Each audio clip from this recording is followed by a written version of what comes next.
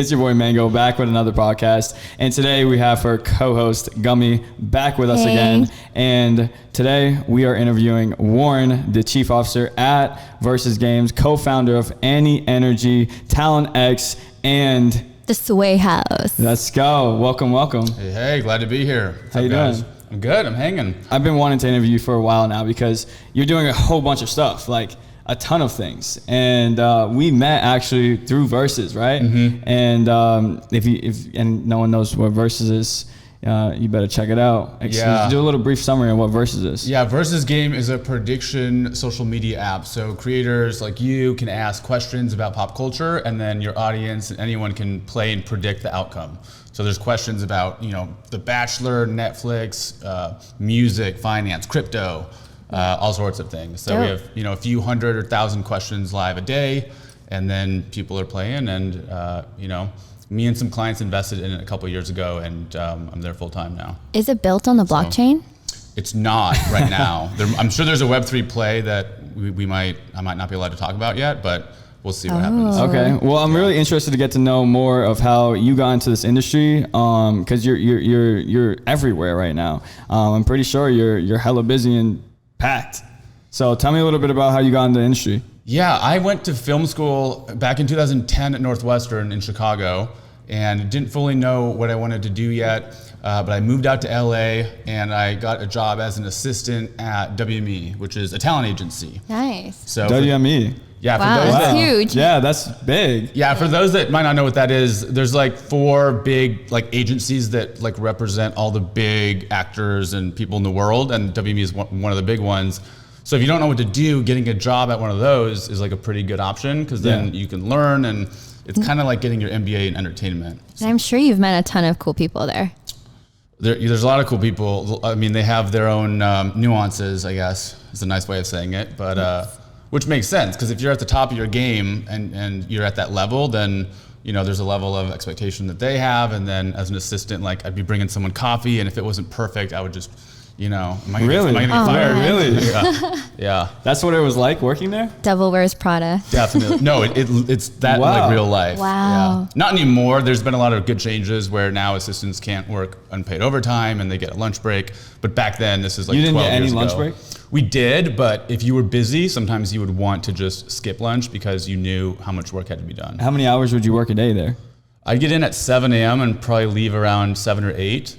Wow. Some assistants, 12 hours? 12, yeah, easily 12 hours. If you're on a hard desk. Yeah. There's imagine 3 or 4 floors in a big building and maybe 1,000 agents, and each of them have one assistant. So there's everyone has their own boss that they schedule everything for. But anyway, I did that for 3 years, and then I went to produce digital content at Yahoo for a few years. What's Yahoo? Wow. Yeah, what is that? Dinosaur, I don't even know what that is anymore. Yeah, that was when Marissa came over in 2013 to be the CEO. But Yahoo surprisingly has a lot of viewers that are older. So if our parents, for example, aren't on Gmail, they might still be on Yahoo Mail. My mom is still on Yahoo. There we go. There's a lot of your moms out there still. Very confused. But when she checks her mail, there's a lot of videos that would play. There'd be Yahoo Finance videos, Yahoo Beauty videos. So I worked there for a couple years. And in 2015, I went over to Fullscreen. You guys heard of Fullscreen? Fullscreen is, they partner with YouTube, right? Yeah, it was YouTube MCN back in the day. So there was Maker Studios and Studio 71. I remember at VidCon, if you got to the Fullscreen party, you were legit. Yeah. You went to VidCon, right? Oh, a lot of times. Fullscreen, and oh my God, in 2009, I think it was 2019, the VidCon Fullscreen party was dude, it was everybody and their mom trying to get in there. It was insane. Yeah, that was a big party. Fullscreen, for example, what they did is they would have 90,000 at their peak YouTube channels in their network. Wow. And then they would repackage the media and sell them for higher CPM. So as a YouTuber, if you were a big YouTuber back then, you would want to be in a network. So that way, for every 1,000 views you get, you're not getting $1, you're getting maybe 10 or more. Yeah. So that was the impetus of Fullscreen. And that leads us to 2019, started Talent X with a few other friends. And who you worked with? You worked with Josh Richards. Josh was co-founder, Michael Gruen, Jason Tall, who is Reaction Time. And 3 months later, COVID hit. So we started this new management company Yeah. when I left Fullscreen, and we started paying for the Sway house. So we put, 6 of our talent lived in the house, and they were Did you live in the Sway house? I did a year later, yes. Yeah, I lived in our third house because we needed an adult to live there to get the lease. Yeah. So They were all like 17. I was the adult. Yeah. Yeah. So That must have been interesting. It's Tell like me, forever before, PTA. Right? Before we get after talent, what your next thing was, tell me about how was it living in an influencer house? Coming from the business world and then going into an influencer house and being around these young entrepreneurs. Yeah, that's a great question. I mean, it was cool to see how they approached it because people from the corporate world, like maybe I was from, were so used to email and sitting at a desk. But with them, I was in a house there were 5 of us, and there was a point where we were on a schedule, and they would, from 11 to noon every day, they'd be shooting their TikToks, and then from noon to 5, they'd be doing YouTube. Yeah. But they'd be running around, going to other houses, or people would be coming here. Yep. But it was absurd because this was during lockdown. Yeah. And they started growing like 2 or 3 times as fast because everyone was on social media way more. So we had fans outside the house, and I was probably calling 911 like once every 3 or 4 weeks. Like we had stalkers, so that was really kind of, not fun. I was part of Clubhouse for 2 years. Yeah. And There you it go. was, I know what it's like being around everybody all the time. And I don't know, if there was did you guys have like an actual schedule every day? Because it was impossible to have a schedule with everybody every day in the house. Everyone would literally just do their own thing. Yeah, the guys wanted a schedule, so they did have one for a few months, but that didn't last the whole time because, one person sleeps over at someone's house, and then someone goes on vacation for a few days, sees their parents, and everyone just kind of gets back in their old system. But no, I was in the pool house, and they lived in the main house, and we actually had a Facebook show, so Facebook came and shot every day for 3 months. Wow. Which was cool. So that was Instagram and Facebook. And What was it called? The show was called The Sway Way, I believe. Sway Way. I didn't even hear about that. It was on the Sway's channel, so it was on their Instagram and then on Facebook. Cool. But then obviously Hype House got a Netflix show, and Charlie and Dixie and that family, they were on Hulu. Yeah. And then so. So you were still doing somewhat entertainment. Yes. So I'm like entertainment / digital. So was a manager at Talent X. Yeah. And then. So who were you more hands-on with at Talent X? At Talent X, so I lived with, it was me, Noah Beck, Bryce Hall, Blake Gray, and then J-Rod. And then the other house, we had 2 houses, and that was with Triller. So the other house was Josh Richards, Griffin Johnson, Keo, Quentin was there, Jaden, and Michael Gruen. Yeah. So we had 2 houses, and we're kind of back and forth a lot. Was there a little bit of competition between the 2 houses? I'd say not as much because we all started off in one house, just the talent. And the reason that the Sway House worked pretty well is because they were all friends from the beginning, for the most part. So that was kind of nice. You hear creator houses and sometimes they don't work as well. And I think if they're genuinely friends before. What happened? Yeah. What happens most of the time? What happened with most of the time at Clubhouse? People would just go in and out and move in, move here. Like it wasn't like everybody knew each other. It was just like, let's put a bunch of people together that don't know each other and let's see what happens because they have good engagement or they have a good brand or they could bring in a lot of brand deals or they can make their house a lot of revenue or they can bring in events, all this stuff. That's basically how a lot of these companies look at creator houses and it's not really let's these are up and coming people and they have potential. They're all friends and they're close and they will work together all the time. They don't look at it like that. They look at, okay, what will make us the most amount of money off them? Yeah. There's so many different ways to structure those houses. It's tough to find there's not a one size fits all. I think in 2019 after that VidCon, creator houses started to become a thing. It was more just FaZe House and there was another house and then it just blew up. There was a house left and right in 2020? 2020 there was this house, I think after Sway and the Hype House, everyone was oh shit, let's all do this. And so 20 houses, 30 houses popped up and I'm hearing yo, you want to go to this house? You want to go to this? I'm like, what the hell? What's going on? But anyways, yeah, so you got a part of this, the Sway House and stuff, and you were talking about Triller. How did you get in with Triller? Yeah, so there was talk about TikTok potentially getting banned in 2020. Dude, that was the scariest shit ever, because that's when I was doing only TikTok. Really? And yeah, I was only doing, and then we were in Clubhouse. And so I remember the day, it was like some nighttime that they were like, okay, the president is going to make an announcement the next day to decide if TikTok is banned or not. And we're all like in the house, like stressing the fuck out because we're like, what are we going to do? How are we going to make money? Like, are we going to go, are we going to have to go back home? Like, this is like insane. It was like scary as hell, but yeah. It was really scary because if you're only on one platform and you're not diversified across the board, course, then that's 100%. all the more scary. But I mean, TikTok's amazing because the product is so good and they spend so much money on it. Yeah. But I mean, let's be real. It's spyware. The Chinese government has a lot of our data. Most people have no idea what that means. Yeah. But it's not good, and it probably should be banned. Do you know more information on that? I mean, I know a decent amount, but the frustrating part is that the FTC hasn't done anything. Like, we haven't banned anything. And like, it's a double standard because YouTube and Facebook and Twitter, they're not allowed in China, but we let Chinese companies here. Yeah. So, but you also don't want to set the precedent because as soon as we say, well, this company can't be here, then it's like, where do you draw the line? And then they close like the export import. Yeah, exactly. So Triller was like, is a competitor, and it's an American company. And Triller's been around for a long time, right? Yeah, it's been like an OG like app, but I've only used Triller one time. It wasn't really my vibe on like the content, the creation part. That's why I like TikTok more, but yeah, when that whole TikTok thing was happening, everyone was trying to go to Triller. I saw like everybody was going to Triller. Everyone was like, everyone got to go to Triller right now. So I joined as the chief talent officer at Triller, and Triller had a bunch of creator houses, and they were really doing an amazing job. Yeah, they had the Triller house. It was massive. It was Triller Dave houses. Balzerian's old house, right? We were in Tyga's old house, which was right by Dan's old house. Okay. Yeah. Oh, that was Tyga's house?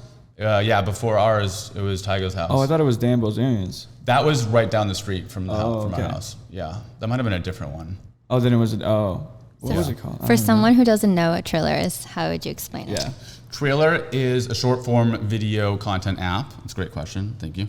It started off as an app to make a quick music video with maybe clips from your vacation or whatnot, and then it evolved into becoming a TikTok competitor doing short form content. So if TikTok had gotten banned, which in my opinion it should have, then Triller would have continued to grow. So do you think TikTok should be banned right now? 1,000%. Really? Unfortunately, as amazing as it is and how great it is at democratizing content so everyone can go viral. Yeah. If it went away, which it should, then other companies would kind of step in, like a Triller, or Instagram, Reels would continue to grow. Yeah. What do you think about Instagram trying to become a TikTok, because they switched their whole like homepage to videos now? This is a big topic because a lot of creators were mad. Like the Kardashians spoke out, James Charles spoke out. I didn't like it. Well, a lot of creators don't, because their photos would go from getting 100,000 likes a post down to like 20,000, and they feel like they're forced to do Reels to have good engagement. Yeah. And then the creators are like, why are you doing this? I'm only doing Reels because I have to. But then the people at Instagram said, well, no, people want more Reels.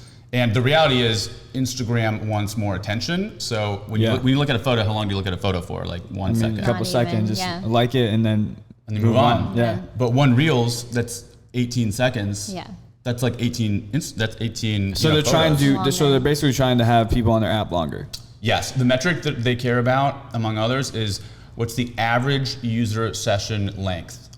So if you get on Instagram, let's say 20 times a day, is it an average of a minute or is it an average of 3 minutes? Yeah. Okay. Yeah. So they want it to be 3 minutes, so they're pushing more Reels because people stay longer for video. So they're trying to take like what TikTok has done and kind of do that. Basically, trying to steal the market share, because the new currency in 2022 is all attention. Attention. Yeah. Yeah. Exactly. It's all attention.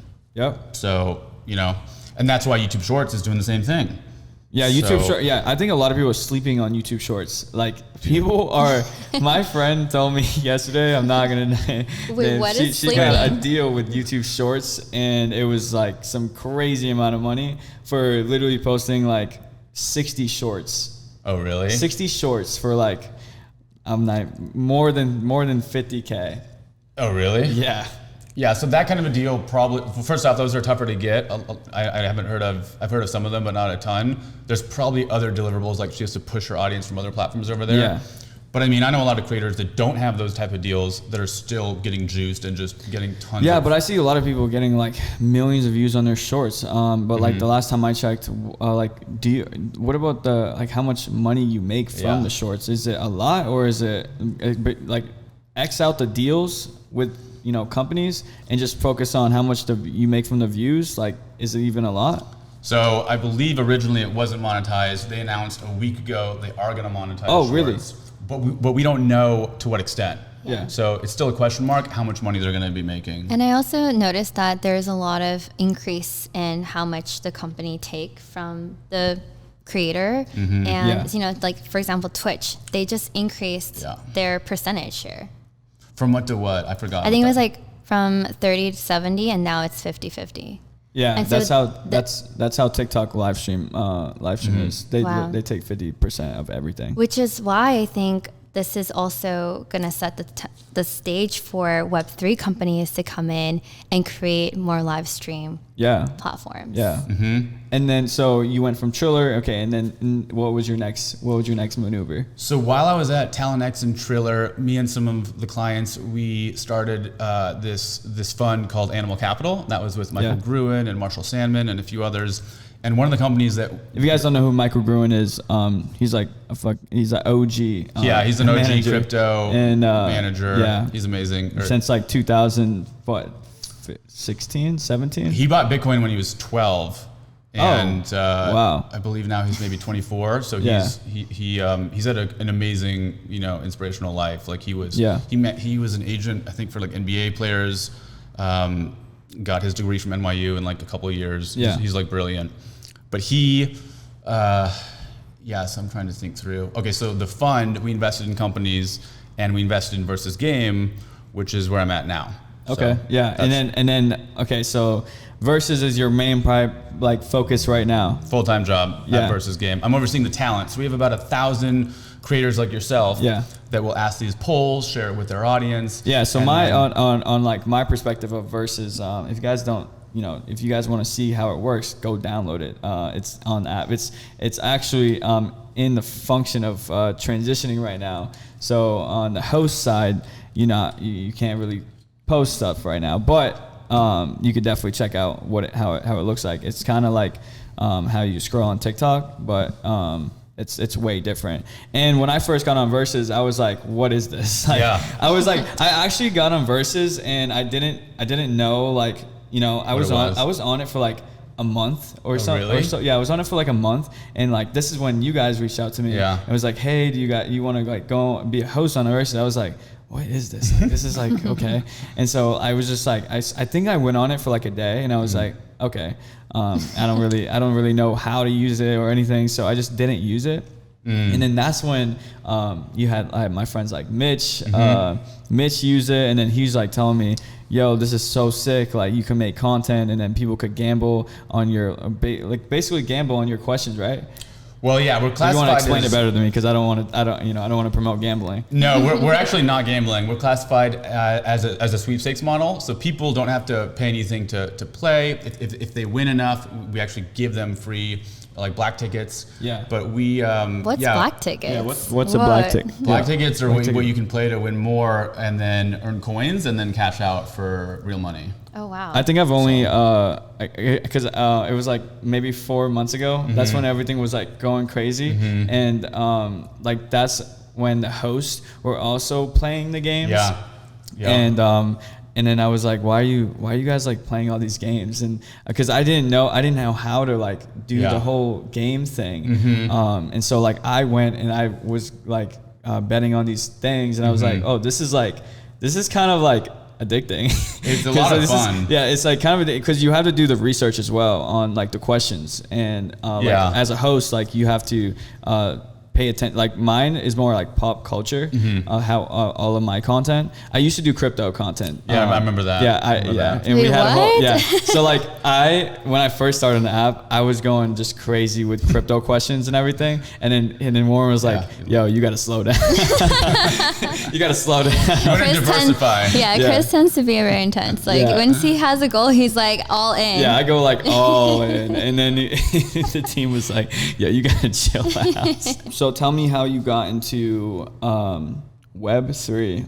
Let's get into this topic on how you transitioned more into like Web3, because I was on a Twitter space with you last week, and then I was like, wait, I was like so confused because I was like, well, I've only seen him like with Talent X and like Versus, and then I see you on this Twitter space with a bunch of Web3 people, and I'm like, okay, what's going on? So we were basically talking about how influencers are transitioning into Web3 and like the true value on how like people, like how influencers bring value in Web3 and not destroy Web3. That's basically I was talking on the panel, and you kind of like went over like what I was saying.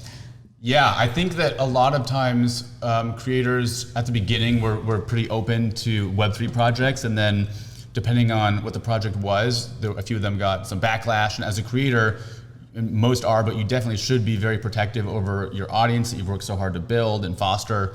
So I feel like creators are very cautious today, but as kind of a broad rule of thumb, I think that some projects move too quickly from Web 2 to Web 3, and there needs to be a little more like transitionary phase. Yeah. So I help out with After Party, and that I think is a decent example because it's pretty similar to this, what you're doing. You're an advisor for After Party. Yeah, I'm close with Robert Graham and the founders, so I'll invite some talent to like their parties and every once in a while, which is fun, and you get to meet more talent, and it's a ton of fun. But you can't go to their events unless you have like an actual NFT. Yeah. So that's a real world like utility. Can you explain a little bit more when you talk about there needs to be some transitional elements? Like what are some examples? Yeah, that's great. So Web3 is this new thing that most people, and even I struggle to figure out, okay, well, what does that actually mean? Yeah. Web2 refers to basically how it is like right now, right? So you go on Amazon.com, you can buy something, a physical product gets to your door in a few days. Web3 is like the future, and I feel like not everyone knows what that looks like.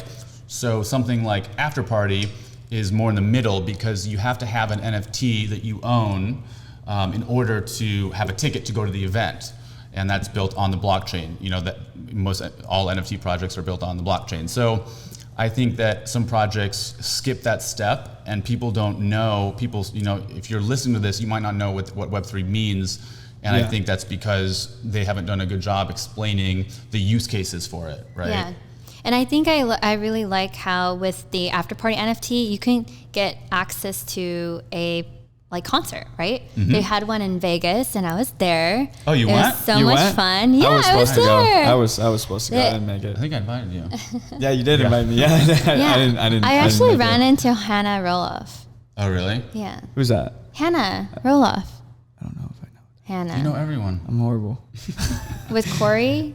Oh, okay, I know her. Yeah, okay. Oh, shoot. Yeah. So bad with names. But yeah, you couldn't go to that event unless you had an NFT or were invited. So I'm curious to find out because a lot of people may be listening right now, and we could be talking about After Party, and you have to hold an NFT to be at their event, and they have a concert. But what is it really like to be around these people at these events at somewhere like After Party, where they have music artists perform, there's live performances, they have a freaking mermaid swimming in their pool, and they also have Web3 people there, they have influencers there, they have celebrities there, they have DJs there. So like, what is it to mix all of these different industries together in one space? Do you want to give your answer, or do you want me to give my answer?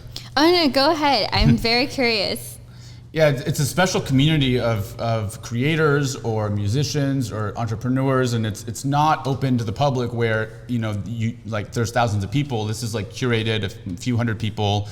They have a house in the hills, and it's something that I feel like we especially need coming out of COVID, where people didn't have as much community, or people were locked inside for a while, and I feel like people crave that, especially in a big city like LA or New York.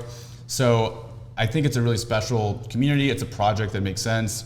I go to a party maybe like once a month or so. Yeah, I love the high production value the after party has. I mean, the house, first of all, is phenomenally, it's gorgeous. It's insane. Their like party is just always top notch. I'm a firm believer of community development. I think you're right. Like people came out of COVID, they're just really looking for connection. And I really do believe like after party hit that mark of bringing people together, creating that space for Web 2 and Web 3 to kind of merge. And it's really about creating those conversations. The part that I was kind of confused about from an outside perspective is, why is this NFT so damn expensive? Like, yeah. And then also, a lot of these influencers didn't even know what Web3 was. Like I would have conversations with them and then they're like, I don't know, I just got this NFT and I don't even know what it is. Like, don't ask me. I'm like, wait, okay. That was also my the only thing I was confused about what was going on at the events, of how influencers were getting gifted NFTs, but the NFTs, they didn't know even the utility behind them. They didn't know what even an NFT was, or they were just confused on like what is, like they were just gifted an NFT. Which is fine. There's this huge learning curve that comes with Web3. Yeah. And so, but what my curiosity is, if the goal is about community development, wouldn't there be more effort to make the onboarding process and transitional process easier and more accessible? That's a great point. There's definitely a team that will walk through the process with folks. Not everyone at the party is a creator, and not everyone at the party is someone who bought an actual NFT. But yeah, I mean, the floor price originally was 3 Ethereum, and as Ethereum goes down, that's going to get cheaper. But as more people want to go to the events, it's going to raise the price. But it's not like one ticket, one event. It's like you have it, you can go to all the events. But some of the creators might not know what it is. They might have been gifted it because of who they are, which is just part of being a creator that's successful and has fostered an audience. That's basically Hollywood. Yeah. And just to give perspective, like 3 Ethereum at the time when like After Party was like up and coming was like about $9,000, $10,000, right? It was approximately. But I do remember that there were people who actually purchased one of the, what is it called again? Utopian, and they're ready to go into this. Yeah. To get into these parties. So, I mean, I definitely see that there is a value add. Yeah, there's people who buy them, they sell them, they do some giveaways. So, if you don't have that amount, you could still have a chance to get it. You do have to get approved though, because the parties do have a lot of VIPs. So they are cautious about that. I remember because when I got gifted a Utopian, how basically how basic, you didn't know that? Okay, you're taking me to those parties now. So when I got gifted the Utopian, how the process of like the gifting process works is you basically go in a back room and they have videos. That sounds so sketchy. Okay, it's like a dining room. It's like a dining kitchen room with a whole bunch of other creators. Haze. Shoot. I'm sorry. And they have videographers, they have someone explaining to you the NFT and what you're being gifted, and then they have either they're like, what song do you want to play, like walking out towards this NFT, because they have like displays in this whole like living room that you walk up to, and they have videographers in front of you, behind you, pictures and all that, and then you walk out to a song, and whatever song I did, like Post Malone or something, and and then went to the NFT, they explain NFT, and then you take a picture and you're gifted the NFT later on, and they send you it. Yeah, they send it to your wallet, and then it hits, and that's that basically. But yeah, you should come to the party sometime. Yeah, I mean, I went when you guys are like more in the beginning stages, but I also noticed in the Web3 community, there were also some sort of like criticism or some feedback where, hey, like these are a bunch of influencers don't appreciate or know what they're talking about, getting together and throwing almost like an elitist party, which I think, I'm bringing this up because I think, feedback is really important, and there are so many different challenges, and I think this is a very easy one to solve, because at the end of the day, you're creating an experience that should be highly, it's highly curated, and it's more value. Like I think it's so important to create this value, but also let people know that you have to really get into the Web3 and educate yourself and do your homework and do your own research on it. Yeah, that's a great point. I think that creators, not all of them want to know as much about Web3 as us. I think that's starting to change, especially if they're going to an event where they have to have, Web3. Yeah, there hasn't, I think it was the last, maybe 8 months that Web3, influencers in Web3 have been coming together to events, because, I was never, last year, I never went to one Web3 event, party, nothing. And then this year, it's been this crypto event's going on, the NFT event that's going on, all these influencers are here. It completely changed. So I think that a lot of influencers are getting in the space, but what what I have to say about influencers getting in the space is, a lot of influencers are not getting in to create value. They're just getting in for more just money, the cash, and just trying to just take and then leave. A lot of influencers are doing that. That's a really great point. Because they find out that, these, especially younger entrepreneurs, these influencers, they find out you can make a shit ton of money, and then they're like, okay, let me just, let me find out how I could do this, and then bam, they make a ton of money and then leave. Yeah, you're referring to a lot of the pump and dumps, right? Yeah, I'm referring to the pump and dumps. Those are a real problem, because if there's a project with no real utility, and depending on what the founders are planning, if the influencers drive up the price and then people sell, that's just really crappy. Or people use influencers to create the pump and dump, and the influencers sometimes don't even know that what even a pump and dump is, or what even they're doing. They just see maybe they see value in this project, and they're like, oh damn, I like this, and then bam, they just got robbed. And that goes back to your point about having them be educated, right? So they don't do that. Because I think education is, because these influencers have a lot of power in the space.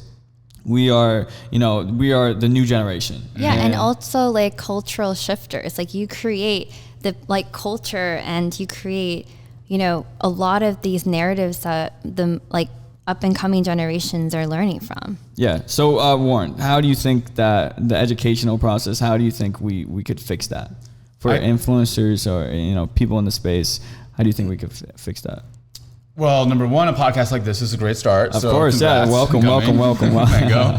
I think, personally, I've learned a lot on TikTok, just going down different wormholes. And I feel like there's definitely resources out there, but each person needs to seek it out. I will get texts from a bunch of people asking me questions, and in my head I'm thinking, you can just YouTube that, or you can go on TikTok. And sometimes I'll just send them TikTok and be like, just search this hashtag and go study for an hour, right? Because there are there's good stuff out there. But as a creator, hopefully with everything you're doing, it's not, not just with crypto, but with everything, it's you're actually knowledgeable about what partnership you're getting into, because there's a ton of ways to structure them. There's a ton of companies that want to partner with them, especially if they're bigger creators that are growing with engagement. Because we're also getting in a weird spot where there's so many creators out there, especially micro and mid-tier creators, because now we're kind of approaching this new territory where people that grew up on iPads when they were 5, they're now 18 plus, and they would rather be a creator like yourself than a professional athlete. 100%. So there's more people that want to do it. Yeah, and especially with AR and games, it's going to be huge. That's a big one. That's a big one that I'm still waiting to see where that goes, because you need the developers and the storytellers to come in and actually create the content. Yeah. So when did you fully immerse yourself in Web3? 2017 with Bitcoin. That was my gateway cryptocurrency, and then that evolved to Ethereum and then a few other coins. And then took a huge hit 6 months ago, as we all did. So how do you think you're going to keep bringing value in Web3? Ooh, wow. Great question. Well, I love Gummy's point about helping people get educated. I think that's a big one. I think that I think I'm going to continue to caution creators to not do anything Web3 unless they understand it intrinsically, because a lot of them will see the talent fee and be like, okay, I get this amount of money for what? Yeah. And I'll be like, whoa, hold on, let's talk about this. Because your reputation and brand is worth way more than whatever someone's offering you. Because 1,000%. if you make like what 50K or whatever, that 50K is only going to go so far and your brand's destroyed. Yeah, and also you kind of have like one chance when you're going out into the Web3 world to make an impression. Exactly, 100%. Because I felt like, because everybody knows everyone in Web3, so like you know, for me, this is why we're creating this podcast, and then like I'm not like just like going from here to here and just saying, hey, I'm in Web3. Like I honestly have not even promoted a TikTok about Web3 ever. Because I'm saving it. I'm saving the big like, boom, hey, I'm in Web3, and this is what I do. This is what I've created. This is what I'm part of, and I'm with everybody, building and creating with each other. So when people look in, they're like, oh shit, okay, he's serious about it. He cares about Web3. It's not like he's here just to make money. What about Web3 are you drawn to? Like, is there that moment where you were like, aha, like this is so cool, or you had like a light bulb moment? I mean, for me, a big light bulb moment was you can't change it after it's done. Like a government can't. If you look at cryptocurrency, which is different from NFTs, but if you look at like Bitcoin, a government can't come and just make more Bitcoin. It's not how it works. But if you look at like the US dollar or any other currency in other countries, the government can print money, which is inflation. So that's kind of exciting to think through, okay, what would a totally decentralized currency system look like? Which is why a lot of investors were drawn to Bitcoin. That was like the first use case that brought a lot of eyeballs there and kind of took things off. But I think with NFTs, I mean, we could be at a point where every receipt you get in a few years isn't like an So NFT. Are you more curious about NFTs? Probably 50-50. 50-50. Yeah, it's kind of all lumped together in my mind. I mean, there's so many things happening in the world, it's hard to keep up, to be honest. So I'm constantly having to get on YouTube. A question I have is, I'm just curious on how you built Versus. Yeah, so John is the founder and CEO. So he started a few years ago. I came on after we invested and really doubled down on creators. So I came on to help bring creators over, help share it with their communities. And sorry to cut you off. Was there any did you guys have like anything on social media, like any presence? We had some. It was smaller, but we didn't, because originally we were asking the questions ourselves. And then it was an iteration to be like, okay, let's have creators ask questions and let's share the revenue with them. Right. So like right now, if you play a poll for $1 as a player and then you double up minus, let's say 10% transaction fee, we give half of that to the creator that asked the question, which is great for creators because most of the time when a creator wants to make money, it's like a brand deal. It's like hashtag ad. So this is like a new revenue stream with no brand, no hashtag ad. And they can do that. They can do AdSense on YouTube, but there needs to be more ways for creators to monetize. Yeah. Because especially when you have people like Twitch or whoever taking a big lines portion. I think YouTube takes 45%, so I think they're a little under. But yeah, that was exciting for me because I get to help creators make money and then do what they love doing, so they don't have to have a full-time job. So you brought the creators in when you first started, and then you went from there, and you made the momentum. I definitely helped by growing out the talent team. Yeah. So John hired me after me and my clients invested, and my clients started doing VersusGame and enjoying it, and that's when I was like, okay. Are you still working with Josh?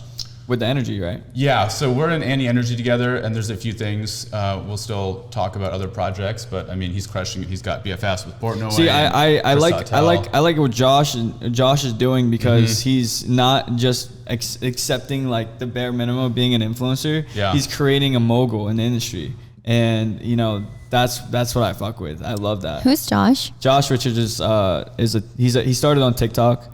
And then he has like how many followers on TikTok? 25 to 30. 25, 30 million. And then, how do you not know? Yeah. Wow. She doesn't even go on TikTok. She doesn't even know what that is. they're very entrepreneurial. I mean, he's in a lot of projects, which to Michael Gruen's credit, like a lot of those were started. And now he started CrossCheck, and Chris Sautel's over there. But I mean, even Bryce and like Noah, those guys like invest in these companies, and they're not short-sighted, and they have a work ethic. People don't realize like how much work it takes. And can you tell me, because you work hands-on and close with Josh and Bryce and Noah, because a lot of people don't know. They just see these influencers, they have millions and millions of followers, and they get crazy engagement, and you see them with everyone, but like, what is their work ethic behind the scenes? Yeah, so I mean, when Josh was maybe, I don't know, 13 or 14 or whatnot, he was going live like for 3 hours a night, like 6 days a week. Like like it was no joke. Like he viewed it as a job. That was his job. Yeah. His sister would help him look at the comments and talk. They had a whole system. On TikTok? Or no, Music? On Musical.ly. Musical.ly, yeah. Okay. Yeah. I didn't even know you could live stream on Musical.ly. I'm pretty sure it was Musical.ly. I started on YouNow. Oh, you did? Yeah. Oh, wow. That's how I'm a live streamer. I've been live streaming for 110 days in a row on TikTok. Jeez. I was top 9 this month on live stream in the world. Dude, I think I saw a post about that. Also, who else is crushing it on battles right now? I'll think of it in a second. Spencer Pratt. Yeah, Spencer is killing it. I know. So like Spencer Pratt? No. I've been doing this for like over 3 months. I've been a live streamer for like 5-6 years. I never made money on YouNow. I didn't even know you can make money on social media back then when I was starting. So like I saw my friends like on YouNow, they would like, I'm about to do this like $1,000 a contract with YouNow to live stream a certain amount of hours a week, and I was like so confused. And so I never even started making money on live stream until 2018 or something like that. Oh, wow. And then I just figured out, like, because a lot of people don't know how much money you can actually make on live stream, and even the whole live streaming process on TikTok, because I still get ads from my like friends that are on TikTok with millions of followers, and I'm talking to them about live stream. Like, I gotta go live. I gotta, like, they're like, why are you even doing that? And it's like, I'm like, first, it's a form of getting more personal with your community, creating a community, knowing more about you, and also you can make money from it and generate revenue. And literally the top 3 live streamers on TikTok, they make about 50, 60K a week. Jeez, can't you only take 1,000 a day though? Yeah, only 1,000 a day, but there's certain, some people can take out more if they like email TikTok and they're like OGs and like whatever. Yeah. I mean, once platforms start paying in ETH, like that's when we've really hit. Oh my God! If they were paying me an ETH for live streaming, oh my God! And I would be so happy. Can you imagine if you can like stake ETH there too? Oh, I would be so happy. Oh my God! We're gonna need to educate them on staking ETH. Let's go. 100%. Someone told me that you're gonna be able to stake. That guy I was putting on FaceTime with yesterday, stake Bored Apes next month. Yeah. Really? Yeah. Makes sense. So, I mean, that's what I do with my cool cat. I stake. Yeah. So cool cat. he was telling everyone to start staking, or when it happens, stake your Bored Ape. So for people who don't understand what staking is, can one of you describe that real quick? I mean, this is also like part of the merge. Before the merge, it was proof of work, which miners have to do these like puzzles to, prove these transactions. Now proof of stake is when you actually can create liquidity by staking, like putting in your ETH or whatever cryptocurrency, so it creates more like liquidity, and that actually reduces the cost for transactions. It's really brought down the the energy consumption of Ethereum to like 98%. So if you're staking NFTs, are people buying fractional NFTs then, or not really? No, it's there's different types of ways you can stake an NFT. So some NFTs, it generates coins. So if you stake an NFT, you are actually collecting those coins and not using it. And so then that creates liquidity. Got it. That makes sense. Yeah. Well, I mean, is there anything else we would want to go over? I mean, I'm really curious, I'm hearing your passion behind After Party and about, education and really creating that merge between Web 2 and Web 3. And I really do believe that influencers or thought leaders, which in the Web 2 world are influencers, to really get into Web 3 to create impact and help onboard the masses, that would be incredible. And I'm just curious, like, what's in store for the future for After Party or any of your projects? Yeah, I think there is a white space for people to step into becoming a creator that explains these things, or kind of having their identity tied up in Web3. There's some folks that are doing that, but as it grows, there's going to need to be more.